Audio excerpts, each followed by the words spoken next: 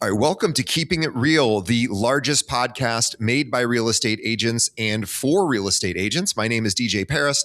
I am your guide and host through the show. And in just a moment, we're going to be bringing on our guest, Greg Roeder. Before we get to Greg, just want to quick remind everyone the best way that you can help us grow is by telling a friend. So think of another agent that doesn't yet know about Keeping It Real. Do us a favor, let them know and shoot them a link. We're everywhere podcasts are served. Also, if you could leave us a review on whatever podcast app or distribution system you are listening to us on, we would appreciate it. We follow we read all of your content or comments, and then we take action because this is for you. So let me tell you about our guest today, who I'm really, really excited about having here on the show. So Greg Roeder is a luxury real estate agent in Fort Collins, Colorado. He has more than 2 decades of active production, over 800 closings, more than 600 million in career volume. His practice holds Fort Collins luxury market records for both highest sales price and highest price per square foot. He also teaches real estate sales and marketing at Colorado State University and has spent years helping agents build businesses rooted in community, content, and a genuine genuine relationships, I should say. Greg is also the author of the forthcoming book, Getting to a Million, Building a 7-Figure Real Estate Practice by Attracting Business You Don't Need to Compete For. So every framework in the book comes from systems Greg actively uses today in his own business, including local content, community events, and a pickleball league that has become a meaningful source of relationships and referrals. I want everybody to consider pre-ordering the book, getting on the wait list. Go to gettingtoamillion.com. We'll have a link to that in the show notes, and follow Greg on LinkedIn. Greg Roeder, Roeder. We'll have a link to his LinkedIn as well. Connect with him. Greg, welcome to the show. Thank you so much, DJ. I'm super excited to be here.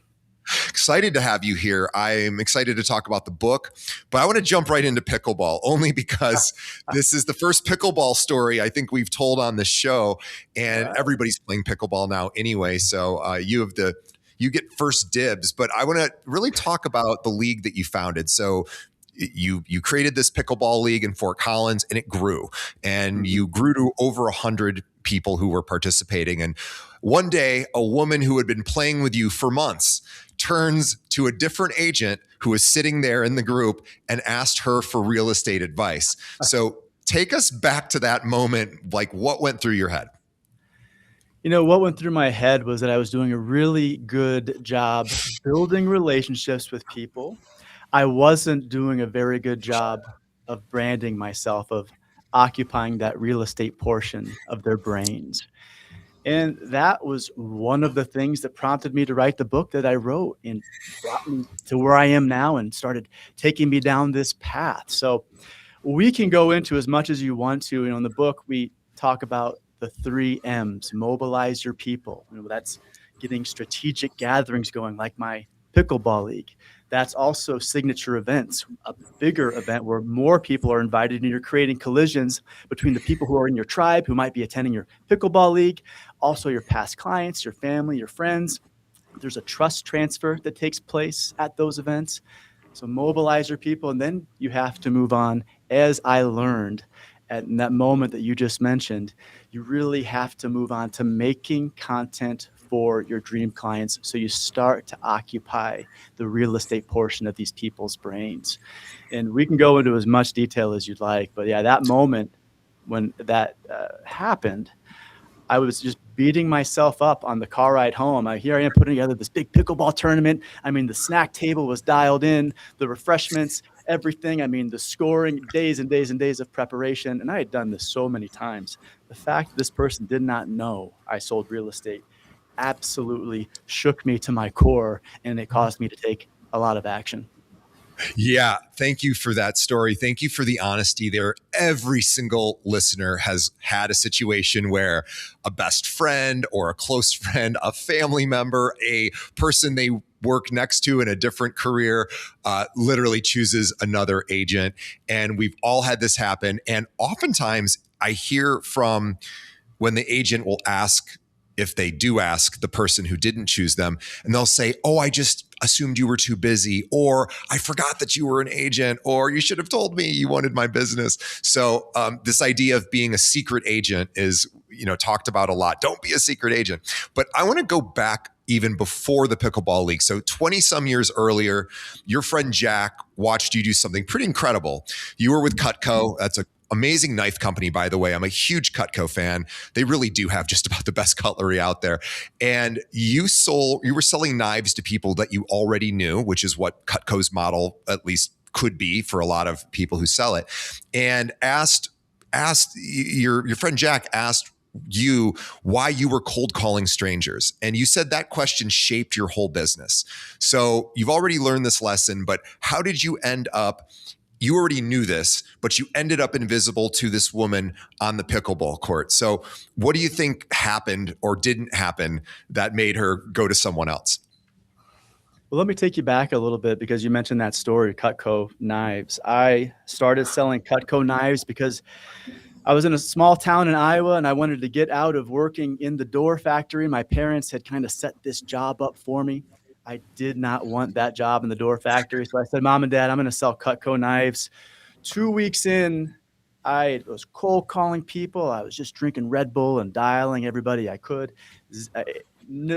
Almost nobody let me into their home except for one couple.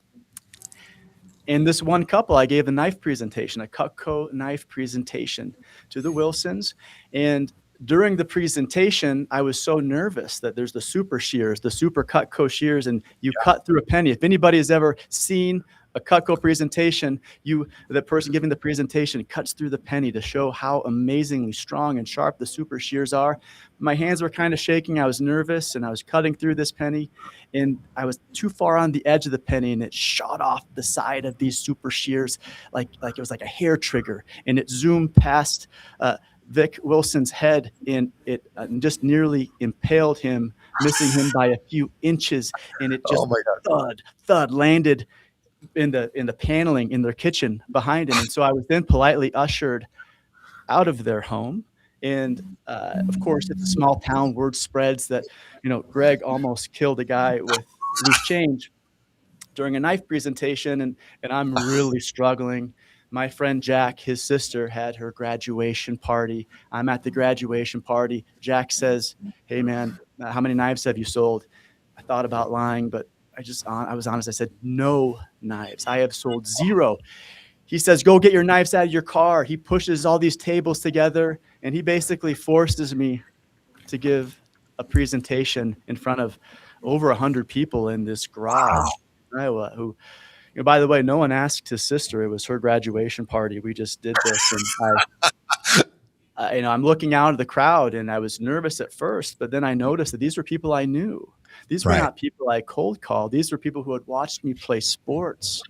These were people who I'd grown up with, that had watched me grow up. We'd had conversations. We had a deeper connection. After the presentation, I sold like $3,900 of knives, and this was like a quarter century ago in that chain. That's when Jack said, "Why have you been selling to people you don't know?" And so you fast forward all the way back to where you asked about this lady at the table. Yeah.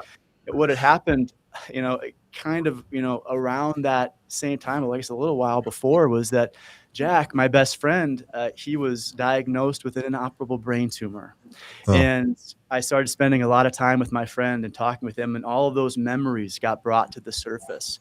And that conversation with him, "Why have you been selling to people you don't know?" that came to the forefront, and that caused me to put, along with these other things, caused me to put this whole system together so that I could stop chasing people, stop calling people I don't know, and just attract business that I didn't need to compete for. I love that story, and thank you for being vulnerable and sharing all of that with us, because we all can relate to that. And what I always tell new agents in particular, when they'll say, "Well, I don't want to prospect my friends because I don't really feel very competent yet," I said, "That's actually a good instinct." I said, "And your friends may or may not end up working with you. But that's not really what you, if they work with you, great. But what I tell them is, those are your advocates. So even if you're not comfortable working with them, you will want to work with their friends. So make sure that they know that everyone that they come in contact with, if they hear the word so and so is moving, you go, you got to meet my friend Greg. And I always say, make those people, don't worry about whether they might already have a realtor. That's fine, but make them your advocates. And it sort of reminds me of that story you told, where you have all these people who know you, they like you, they want you to succeed, and whether it was out of obligation or whatever, they bought the knives, and they're good knives too. So it's my parents, we have a Cutco knife at home. One of our friends' sons was selling it a million years ago, and I have some Cutco knives now in my current home, but it's like the best knife ever. They really are amazing quality. But I want to talk about the invisible agent problem. I want you to help define that for me. So what is it, and how does somebody know it if they have invisible agent syndrome or not? So tell us about it. Yeah, I think you want to focus on, when you're looking at your people out there in your market, you want to be their agent. You don't want to be a agent. You want to know who your dream client is. Okay. And that's a big theme of this book, really defining who your dream client is so that you can really speak to them, so that you can provide helpful information, content, and to a specific person. For me, it's people who are buying and selling $1 million plus properties in Fort Collins. People need to really decide what it is for them. As I've gotten further into my career, it's become people who are buying and selling $1 million plus properties who will defer to my advice. That last part maybe wasn't there as much early on because I just needed anybody. If there was a little bit of a tussle back and forth, and that's what it was. Today, I can be a bit more picky, having the track record that I have. But you need to define who your dream client is. Be their realtor, not a realtor. And going back to how you do that, it's really, what kind of content do they want? How can you be helpful? We talked about these strategic gatherings, a little bit, at least. We can talk more about it later, but the pickleball, these signature events, we can go into that. You're curating who you're inviting to these things. And guess what? You're curating those people based on who your dream client is. But when you want to make sure you are not the invisible agent, I think it's first super important to define who you want to be visible to. I know there's a lot out there about AI and you want to be the agent that comes up, but do you really want to work with everybody? Do you? If you're the person that they're finding on AI, don't you think you're going to be competing on price? Don't you think you're going to be competing on your commission rate? Don't you think there's going to be plenty of times where it's just not a good fit? So many people in our industry talk about how frustrated they get when somebody tries to negotiate down their commission or when somebody doesn't follow their advice. But if you reverse engineer how they are prospecting, how the people they are working with are getting in front of them, well, they're engineering that. That's hey, everybody, that's our fault. That's our fault. If that's something you're dealing with, that's your fault. So you want to define who you want to be visible to. That's kind of really, really where it starts. Helpful content. So what does helpful content mean? For me, it starts with a standout newsletter. I told you who my dream client is. People who are buying and selling $1 million plus properties in Fort Collins. So I'm providing information like I'm segmenting out the $1 million to $2 million, the $2 million to $3 million, the $3 million plus markets. What are the average number of showings per listing? What are the average number of showings before the property goes under contract? How many listings in each category were withdrawn over the past 30 days? How many went under contract over the past 30 days? How many sold?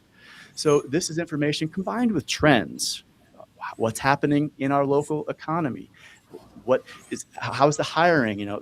Trends like UC Health is expanding. Our healthcare sector is growing. Trends like Broadcom just signed a deal with Apple, and that means Broadcom is hiring more high-paying jobs in the southeast part of our city. These types of story that people in these price range gravitate to, care about. So these types of things make a standout newsletter, and then I take that content in my standout newsletter and I simply break it down to very short form video content, 30 seconds or less, that I put online.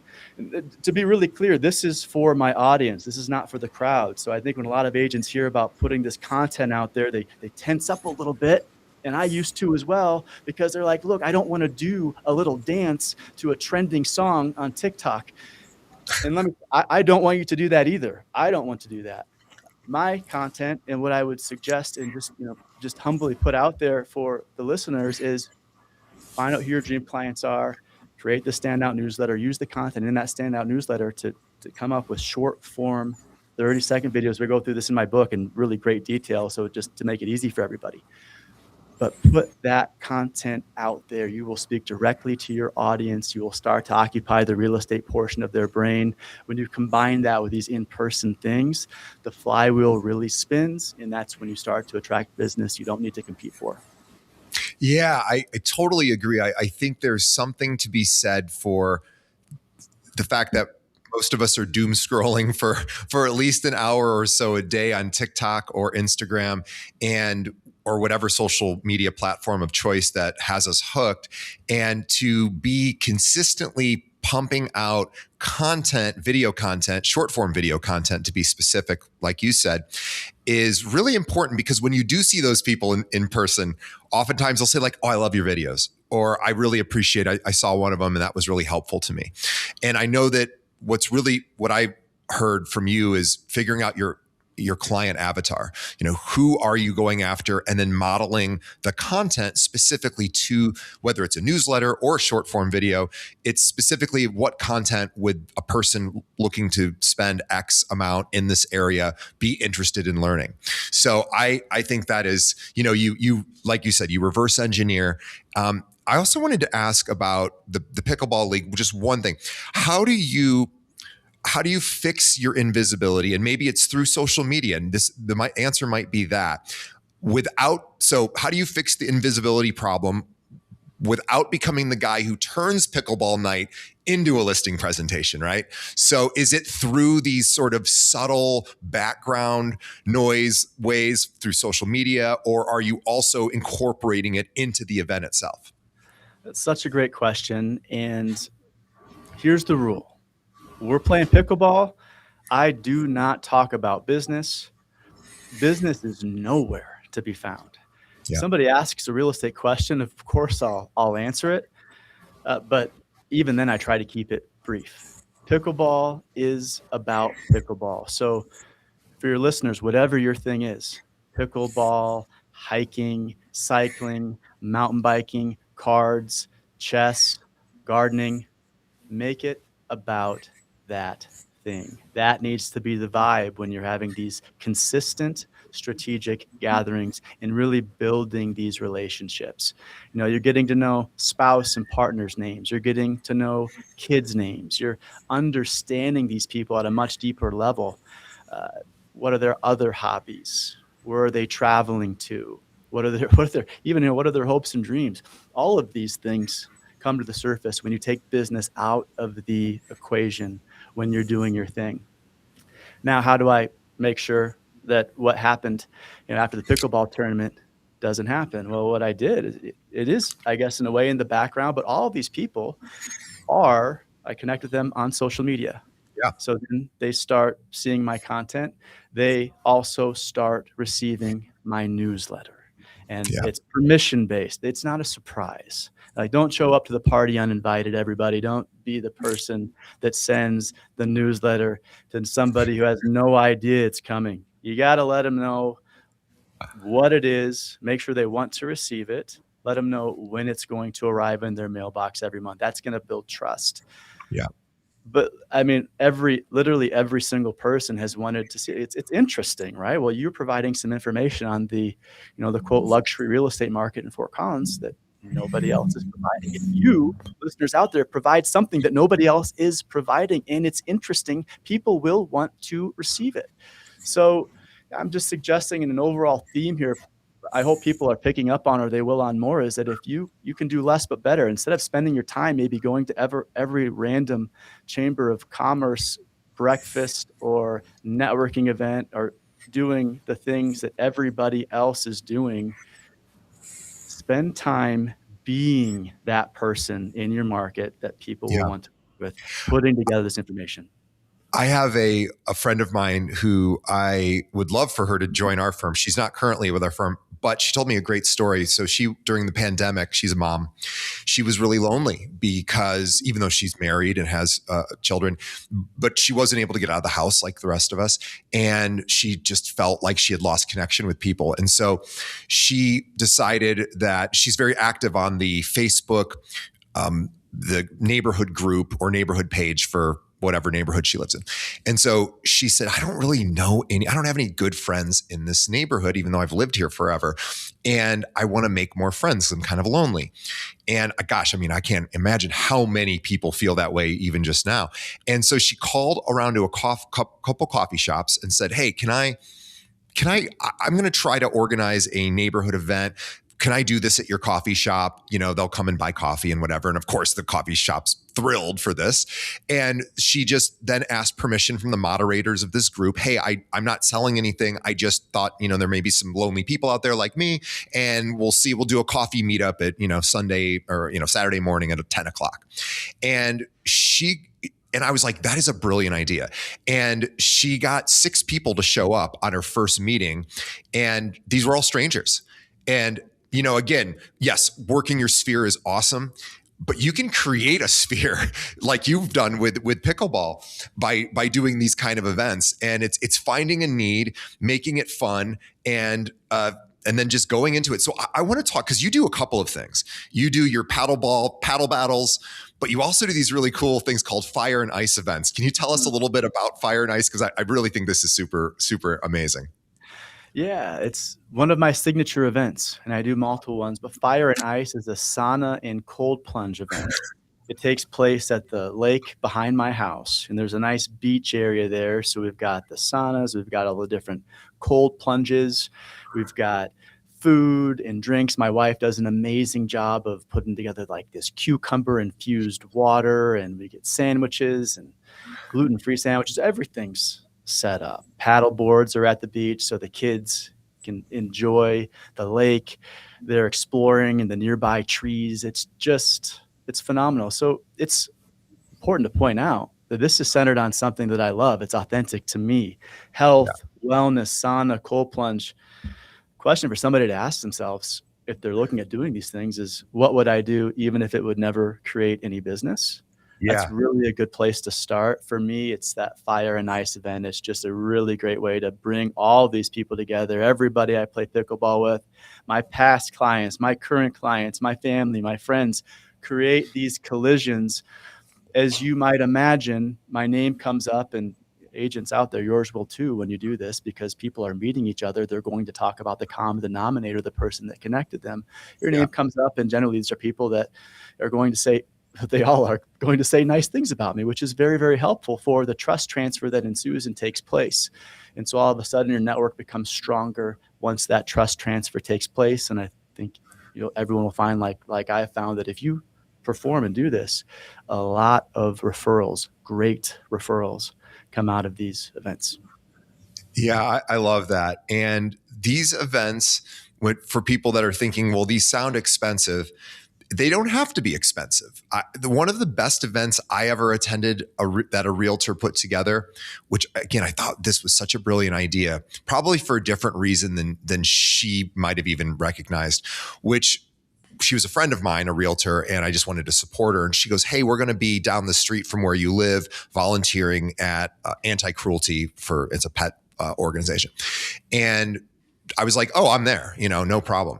And so we just did 2 hours worth of volunteering. And I don't know that it cost her anything, but maybe the pizza that she had showed up. But I thought what I love about that, for those of us that maybe don't have budgets to really create amazing events yet, you can do things like this. And what I thought was so cool about volunteering was everybody says they want to volunteer more, but people are usually too busy to do it, or they just don't ever do it. And so this gives people a reason to do the thing that they think they should do. And I love this. It's whatever you're passionate about, step into it and keep and just do it full force. So you do pickleball, you do paddle battles, fire and ice. You Real know, quick, DJ, on the expense thing, I think it's important to point out that you just said it doesn't have to be expensive. A quick pointer for everybody there, it doesn't have to be expensive at all. I think the word is where can you collaborate? So yeah, my Fire and Ice events, there's a company called Foundry Saunas. We video these events. We tell yep, Foundry Saunas that we'll put this out on social media, and of course, they want to get introduced to my network. So we get a great deal on the saunas. They set up the cold plunges. There are ways to collaborate. Other agents that I've helped do this, they'll get a title company or a lender to pitch in with the yep, rule that there is no banners, there is no marketing. You're doing this because you want to contribute to what this event is, which there's no business. It's not it would totally ruin it if they're handing out their cards for mortgage lending or closing services. But there are ways right. to collaborate. Just get creative and do that. We spend almost nothing on these events. It's amazing. I love that. And so here's I got a tougher question for you. So you've been doing these events for years now, and is there an easy way for you to trace the closings back to either the league or these events you do? So in other words, what does it look like in terms of numbers? And how long did it take before the first number started showing up? Right. Yeah. Yeah, it's not a hard question at all, and I appreciate you asking because when I talk about this, it's hard for me to believe it almost. 2023, I did a little over 12 million in volume. That's the first year I started doing this, and by 2024, I had it pretty well dialed in. That was the first year that I felt like I had it dialed in. I did 25 million, and then in 2025 I did 40 million. Oof. In our What is industry, that people is an talk about this. incredible jump, by the way.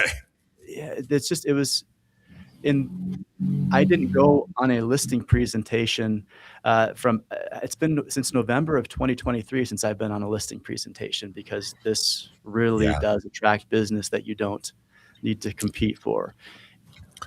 That is the growth, and 100% of the business has been from these things that we're talking about. I have not done any traditional advertising at all. It's incredible. And so yes, we know it works, and it works because this is still a relationship business. I do a lot of AI training for realtors, and there are a lot of realtors, and this is a debatable topic, and I certainly am not the sage person to know exactly what's going to happen here in the future. But my suspicion is that our experience as agents will not be that relevant in the coming years because AI will solve for experience. It eventually will, and it'll obviously solve, it already solves for data and all sorts of advice. And I think it'll solve for experience eventually too. Although right now experience is still super important as an agent. But what I think it can never, or hopefully can never solve for is relationships. And so this is still buying, whether it's a luxury property or a non-luxury property, it is still a massive financial purchase, possibly their biggest, or a sale, maybe their biggest financial sell. This is a big emotional decision that requires human interaction because of the emotions involved, the stress involved, the anxiety, and we just want a human on the other end of the deal. So I think what you're doing and talking about is really relationship building more than anything. You're doing fun things that people appreciate, and the business just kind of naturally flows because you're a genuine guy doing genuine things, and everybody knows that. Do I have that right? Yeah, I think so. I am. It's interesting. I think the people who do business the way their grandparents did business are going to really win big, are really winning big Yeah. now, but are going to disproportionately win big over the coming years. I think people are getting burnt out on screens, this 24/7 culture. I think there's a movement, a trend that's really picking up steam, going more towards analog. Look, people just don't want to be funneled. They don't want to be funneled. They want to be seen, heard, cared for. they want you to know them. And oh, by the way, that's a better way to be qualified to help them when you really know them. So people triple down on these things. I think it puts them in a position to not only have more business success, but maybe more importantly, to have a more fulfilling life and to pour into other people and give them a more fulfilling life and just create more and more space for human connection to happen and for everybody to be happier. There's a great story. I think it's from the 70s. I think it's the 70s, maybe the 80s, where the guy who sold the most number of cars in the country, it's a famous story.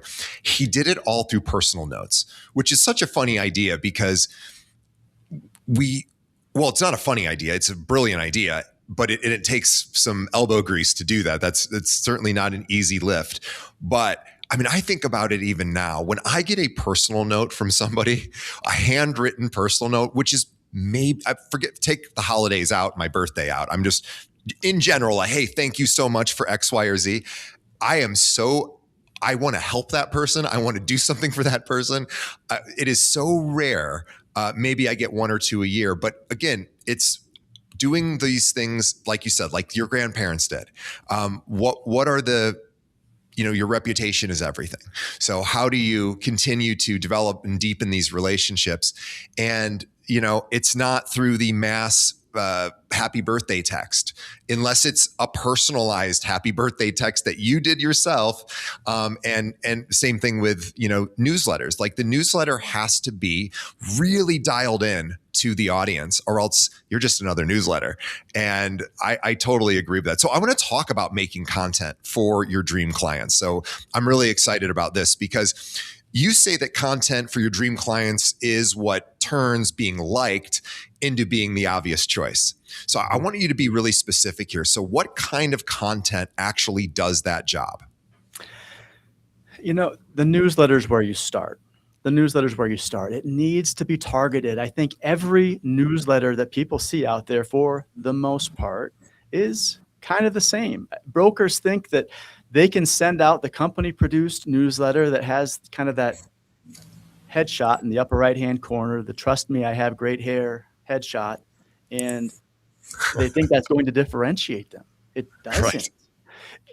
The median sale price in your market does not help them make a real estate decision. Sending out the same thing that everybody else is sending does not help you stand out in a crowded market of real estate agents.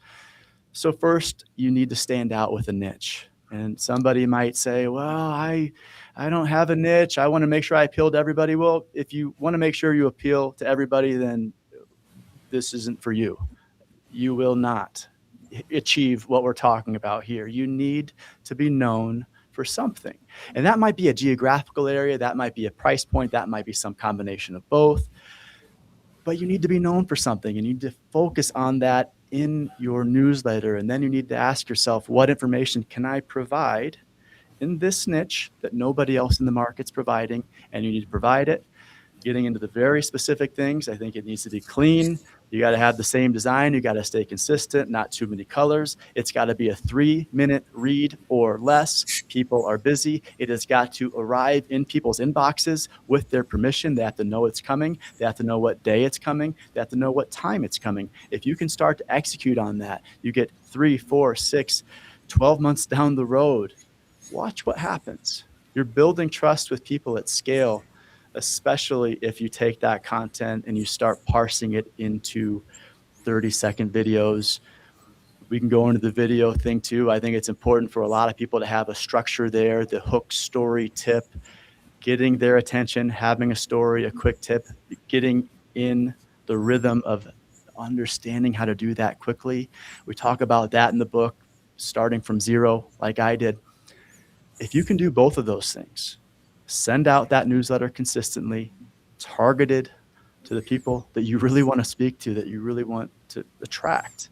And you can get those videos going. You're really sharing information that you would share over a beer, right? Or over a coffee appointment. But instead of having, 12 coffee appointments and having the shakes because you're just caffeinated into oblivion, you are reaching thousands of people and building trust at scale. And that's how you really achieve these results if you want to go from 12 million to 25 to 40. Yeah. I couldn't agree with you more. I want to also let's talk about short form video Mhm. content. What type of content do you find is most appreciated by your audience? The stuff that is very in two categories. One, targeted towards my dream client. Look, people get really caught up in how many views something gets, and I understand that we all like the vanity metrics, but the way the algorithm works now is it's getting it in front of the people who are interested in what you have to say. So if you want views, then definitely just do the dance to whatever music Yeah. is trending on TikTok. That will get you the views. If you want clients, then you need to provide valuable information. You need to provide it in short form and quickly. And it's got to be something that's interesting. And if you just focus on who your dream client is and have a niche, it's going to make it a lot easier for that to happen consistently. So that's a really big part of it. Just doing that consistently, attracting these people. I think if you're going, not worrying about vanity metrics is huge.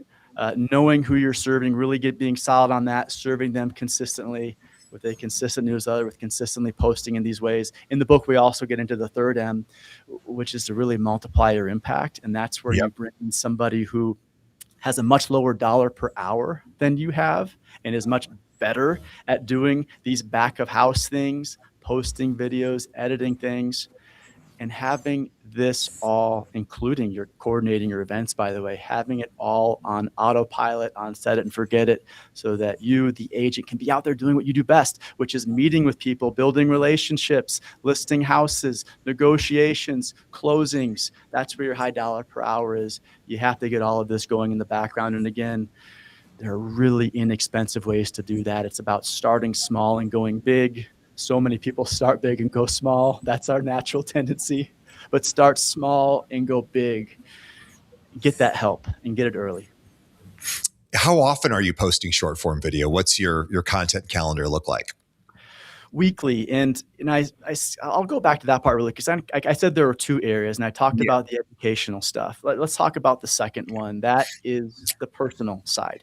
The Yep. personal side is, well, this isn't buying health insurance, life insurance. This isn't even getting a loan. This is buying a house. It's kind of an intimate relationship with these people we're working with, right? It's lots of conversations. It might be in the car together. We're in this thing together, right? So people, whether they state this out loud or not, they want somebody they feel comfortable with. They want to know who you are. So the second type of video is like just personal stuff. Like I post content with my family. I post content of me doing something fun, of going to Cheyenne Frontier Days to watch country music with my wife a few weeks ago.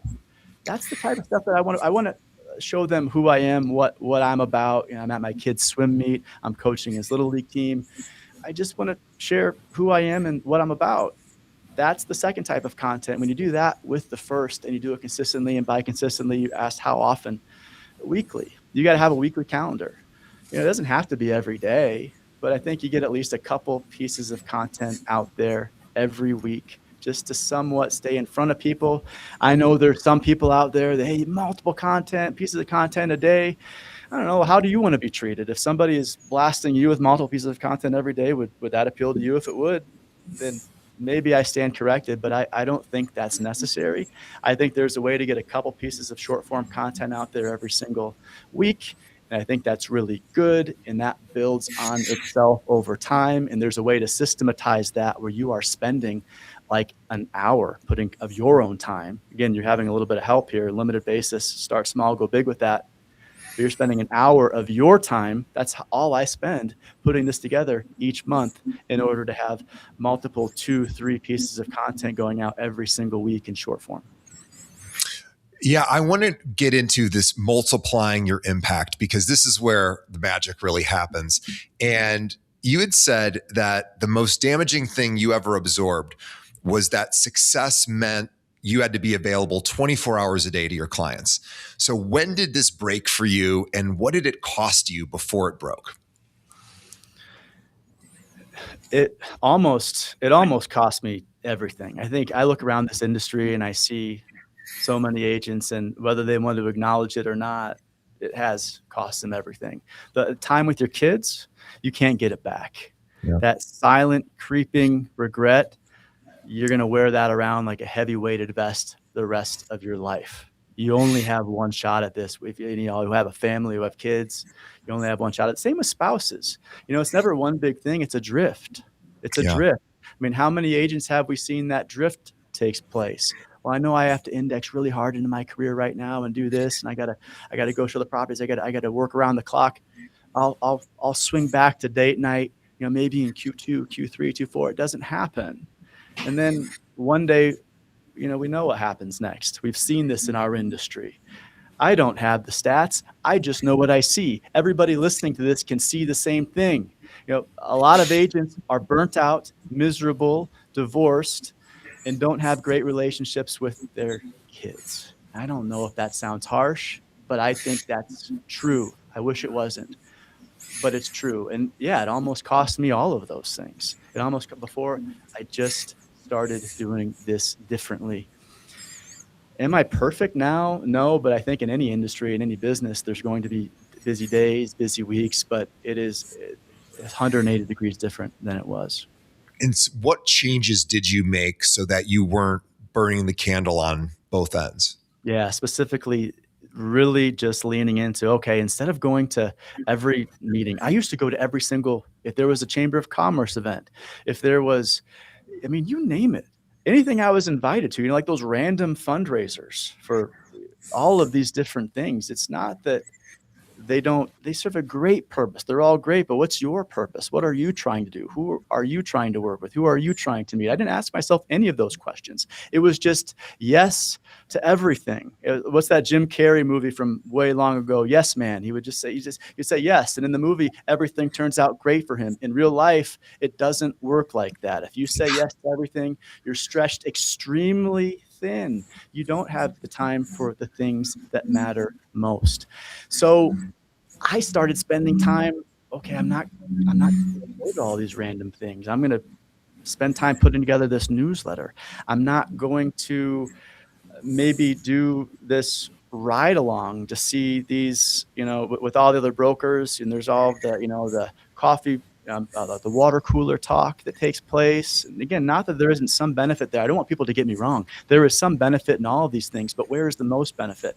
I started doing fewer things, spending time putting together my newsletter, spending time putting together my Paddle Battles League and really connecting with the people in that league, spending time doing the short form video content. I started spending my time doing these things and really focusing on who I was being instead of what I was doing. And I was being the expert in my market that cared about creating space for other people I wanted to be around, to enjoy things together that we all enjoy doing. I cared about being the expert that could give them information on my niche in my market that nobody else could give them. I cared about being this person, and I put my time and my energy into that instead of doing the things that everybody else was doing. So far fewer networking events, far fewer coffee meetings. It really changed to a world where all of a sudden I'm calling people back. I'm not even actively calling people because it's sort of attracting all of these people that want to transact. And you've also built a really great team around you to assist with some of the day-to-day stuff that you either don't have time to do, or maybe you're not particularly as skilled at as you want to be, or you just don't like doing. I know your wife, Sarah, runs marketing. You've got other broker associates on the team. Tell me, like, what have you been able to take off of your plate, and what is never going to get off your plate? What is like this is what I love and I do best? Yeah, I guess I can start with this is what I love and what I do best, and that's working with people that want to buy a really nice property in Fort Collins. I've been here for over 20 years now. I've recruited my entire family tree here. I just know this market. I'm intimately involved with this market and these fun, exciting properties, helping people buy and sell those. I just absolutely love doing.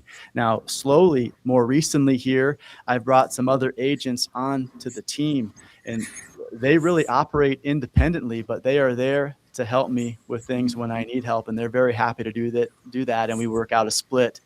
that's unique to the situation whenever that situation comes along, but it gives me more bandwidth. If somebody, if three different people want to see properties in an afternoon, I can only serve so many. So it gives me some bandwidth to bring in those extremely qualified professionals who are great whenever I need to bring them in to help me to make sure everybody feels like they're just getting super attentive service at all times. That's really the structure. It's a loose team structure. They have their independent businesses, they're rolling, and luckily with what I've been able to create now, I'm helping to really kind of increase their income and their deal flow, and everybody wins. My I wife, love Sarah, yeah, she does the marketing, and she's one of those people that she makes things look easy. She can do things in seconds that literally would used to take me hours. And so she doesn't even spend a whole lot of time on that. But the time she does spend is she's skilled, and it's targeted, and it's just putting all these things together that people might see if they are looking at LinkedIn or they're looking at Instagram. Okay, last question, totally out of the blue, but I always love to ask this of a guest. So you wake up tomorrow, you're in a city where you don't know anyone. You have the same skills you have today, but you have zero contacts, no database. What do you do in your first 90 days? I love that question. I love that I had no idea it was coming too. Here's what I would do. I would, the pickler, what's the big pickleball facility where people congregate? Like, that's what I would do. I would go there. I would join some leagues. I would get to know people. I wouldn't talk about real estate for a while. I would just get to know people. I would start to meet people that I had similar interests with. Yeah. From there, I would stay in touch with those people. I'd figure out in that market, where do I want my niche to be? Who knows? Pick the market. Whatever's exciting to me, I would pick that niche. I would make the decision that I am going to be the person in this niche for somebody who wants to buy or sell real estate. I would start putting together a newsletter that really stands out. I would then start putting together short form content. I would then start putting together signature events. I'd invite my pickleball friends. I'd invite all the new friends I'm making adjacent to that. I'd invite even the people who are subscribing to my newsletter, maybe people who are following me on social media, to attend these events. I would do everything I'm doing now. I think it would take me a year Sure. to get it rolling. And I think in 2 or 3 years, it would be taken off. Yeah, I could have probably answered that for you with those exact answers, knowing you in this last hour. But I appreciate so much that you gave me exactly what I thought you were going to say, which is basically what I do today. And this brings us to the book, because the book is everything you also do today, Getting to a Million. So tell us what's in it and why should people read it? Yeah, really, we break down the science of this with stories in a way that's fun and easy to absorb. I've been working on this project for 2 years now, a little over 2 years. And when I started, the book was just huge. I mean, it's just this huge, all of these pages. I worked relentlessly to get this down to 100 pages. What I heard from so many of my broker friends and people that I've coached, everyone is reading books. Nobody's finishing books. Right. So my goal is, I'm going to write a book that they're going to finish. I'm going to write a book that's going to keep them engaged. I'm going to write a book that takes these things that we're talking about on this podcast here, breaks them down into very specific action items to where they're going to do these things. They are prompted to do these things. I mean, specific steps. And then there's a certain part that's designed just to give to your social media calendar when you're ready to set it and forget it, so it can all happen in the background like we're talking about. And we just really go into, it's 3 parts. We really go into the 3 M's. Mobilize your people. Strategic gatherings. What's your pickleball? Pickleball, again, cycling, mountain biking, gardening, hiking, running, cards, chess, happy hour at the new restaurant in town. What's your strategic gathering look like? Signature events. We go into the science of that, really how to do that, how to plan that. the science of it. Who do you want there? How do you have a few people with you and give them specific tasks to make sure the events go well? How do you make people feel welcome? How do you start small and then go big? Just very specific action items. Mobilize your people. From there, it moves on to making content for your dream clients. These things we're talking about, the specific science, it's called the simple newsletter, and that's an acronym, and that really goes into everything we've discussed and more. One thing we didn't talk about that I go into detail in the book is how do you find this information that nobody else is finding? How do you be the person that reports on these things before it's in the newspaper? There are ways to do that that cost almost nothing. And every agent should be doing these things. So the simple acronym that is in the newsletter, that will give you this newsletter that stands out. We talk about how to then put the short form videos together, make content for your dream clients. Yeah. And then the third M, multiply your impact. And that's where we bring somebody in to help you put this on autopilot. That's when you're ready, and get the weekly calendar going. So this just all takes off. Look, you can't be coordinating the gluten-free sandwiches at your signature events. You can't be fumbling around with every little post and when it's going to get scheduled, when it's going to go out. If you're going to be a top producer, you need to be out there putting deals together, building relationships, and really just, being that person in your market that your dream clients want to work with. Yeah, that makes perfect sense. Gettingtoamillion.com is where you go to get on the wait list. It will also connect you with Greg directly on LinkedIn, which is his social media platform of choice. And just a quick plug for LinkedIn. Agents, do not ignore LinkedIn. This is a great resource. Agents are all over TikTok and Facebook and Instagram, and they ignore LinkedIn.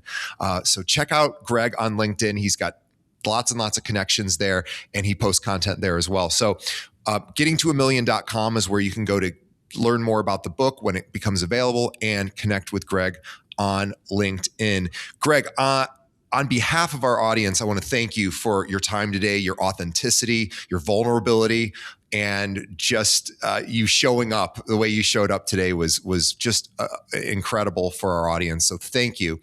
You're very honest and helpful and willing to serve. And I very much appreciate that in a guest. So on behalf of the audience, thank you. On behalf of Greg and myself, we want to thank you, the audience, for sticking around till the very end. Yeah.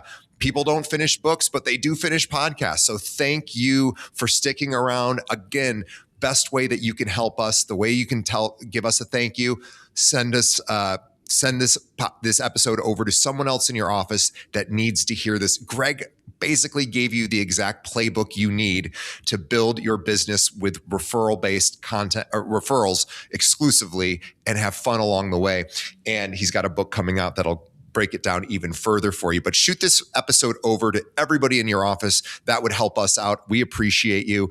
And I have some homework for everybody before the next episode. Here's what I want everybody listening to do. So I want you to text 5 people who you know well, not clients. These are people who actually know you. And I want you to ask them one question. If a friend of yours were buying a home, how would you describe what I do? Then read the answers without defending yourself. That's your invisibility score. Not next month, next week, this week. Do it. So again, text 5 people. If a friend of yours was buying a house, how would you describe what I do? This will give you great feedback on what your friends know about you and your business. Greg, thank you so much for your time and your energy. We will see everybody on the next episode. Thanks, Greg. This is a blast. Thank you, DJ. You're awesome. Love your show.